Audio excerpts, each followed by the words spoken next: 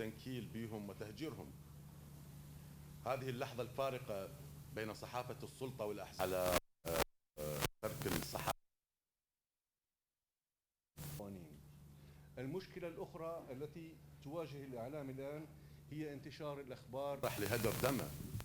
هذه في الحقيقة نقطة تحول أتمنى الانتباه إلها من لساڵی 2019 لە هەرێمی کوردستان 231 پێشێلکاری بەرامبەر بە 209 ڕۆژنامەنووس دەستگای ڕاگەیاندن تۆمار کراوە کە بریتیە لە ڕێگری لە ڕۆماڵکردنی 124 حاڵەت.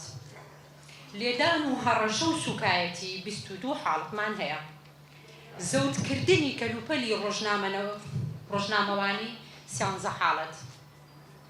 دەست بە سەراگرتن و ڕاگرتن و بەبێ بڕیاری دادگا 20 حاڵەت. ڕاگرتن و دادگاییکردنی ڕۆژنامەنووسان بەدەر لە یاسای کاری ڕۆژنامەنووسی 43 حاڵەت. داخستن و هەڵکوتانە سەر دەستگای ڕاگەیاندنەکان 3 حاڵەت. هێرش و تەشویشی ئەلکترۆنی 4 حاڵەت. تەقەکردن لە ماڵی ڕۆژنامەنووسان 1 حاڵەت.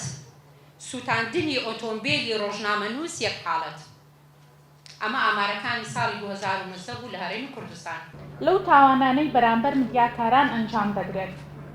یاسای ڕۆژنامەگەری و زانیاری بە شێوەیەک کارابێت کە زانانی بەشداریان بکات لە چەسپاندنی پرەنسیپەکانی شەفافیەت و لێپرسینەوە. ژینگێکی بێ بێزارکردنی تون و تیژی لە دژی ئافرەتان و کچانی ڕۆژنامەنووس ژینگەیەک هاندەر بێت تا بۆ شکاندنی بێدەنگی لە کەیسەکانی هەراسانکردنی ژنانی میدیاکار. لەو راپۆرتەی کە کەمێکی دیتر دێتە بەردەستان داوامان کردووە دەست بەسەرکردنی ڕۆژنامەنووسان وەک تۆڵە بەکارنێت. هەروەک هەڵوێستیشمان بەرامبەر ئەنجومەنی باڵای میدیا کە لە چەند شوێنێکەوە پرۆژە یاسایان بۆ ئامادە کردووە جەخت دەکەینەوە یاساکانمان زۆرن. بۆشایەکی ئەوەنە گەورە دروست نەبووە تا ئەنجومەنی باڵای میدیا قوت بکەینەوە، بەڵکو گرنگ جێبەجێکردنی یاساکانی پێشووە. داوا لە حکومەت دەکەین: 1. لە کەیسەکانی تایبەت بە بڵاوکردنەوە جگە لە پۆلیس هیچ دەستگایەکی ئەمنی بۆی نەبێت ڕۆژنامەنووس بان بکات، ئەویش تەنها بە فەرمانی دادوەر بێت.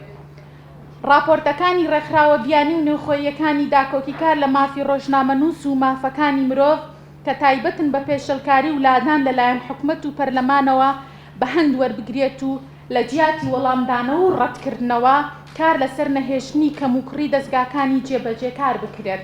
بەڕێزان، ئەرکی ڕۆژنامەنووسی گەیاندنی ڕاستیە بە خەڵک و زانیاری ڕاستە بە خەڵک و بە حکومڕانان، بە بازرگانەکان، بە کایە جیاوازەکانی ژیانی گشتی بۆ ئەوەی حکومڕانان بڕیاری ڕاست بن و بۆ ئەوەی هاوڵاتیەکان هەڵوێستی ڕاست وەربگرن، ڕایگشتی دروست ببێ.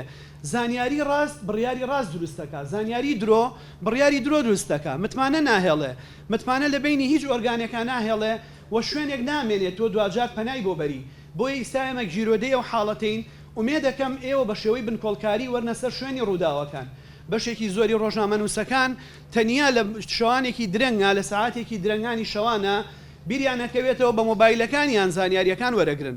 زۆر بەرپرس هەیە نابەرپرسانە چۆنی بوێ زانیاریەکانیان لێ ئەشێوێنێ، خۆیان لە شوێنی ڕووداوەکانە نین، ژمانی قوربانیەکانی ئاماریەکە نۆکو یەک نییە، ئەو شوێنەی ناوی ئەبەن وەکو یەک نییە. لە کاتێک ئامە بلەمای سەرەکین کەناڵەکان سیاسەتیان هەرچی بێ سەر بە هەر لایەنێک بن، نابێت لە ژمارە و داتا و شوێن و کاتا هەڵە بکەن. چالاکیەکانی سنتەری میترۆ بۆ ساڵی 2019 حوت کۆبوونەوە لەگەڵ قونسڵخانە و نوێنەری وڵاتان لە هەرێمی کوردستان، 16 کۆبوونەوە لەگەڵ لایەنی فەرمی، 13 کۆبوونەوە لەگەڵ ڕێکخراوە نێودەوڵەتیەکان لە ناوەوەی وڵات، 6 کۆبوونەوە لەگەڵ ڕێکخراوە نێودەوڵەتیەکان لە دەرەوەی وڵات، 19 کۆبوونەوە لەگەڵ ڕێکخراوە ناوخۆییەکان، 23 سەردانی کەسایەتی بۆ سنتەری میترۆ، 7کردنەوەی خولی ڕاهێنان، 25 بەشداریکردن لە کۆنفرانس و سیمینار لە ناوەوەی وڵات، 8 بەشداریکردن لە کۆنفرانس و سیمینار لە دەرەوەی وڵات، 2 بڵاوکردنەوەی ناملکە، 16 بەیاننامە،